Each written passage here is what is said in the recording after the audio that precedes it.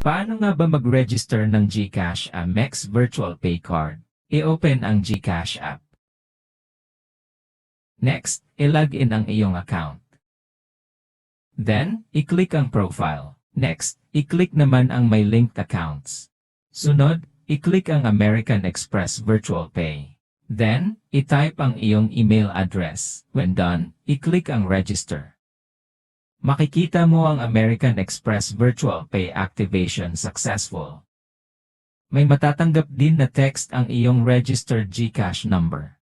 Next, bumalik lang ulit sa iyong GCash account. Then sa may linked accounts. At i-click ulit ang American Express Virtual Pay.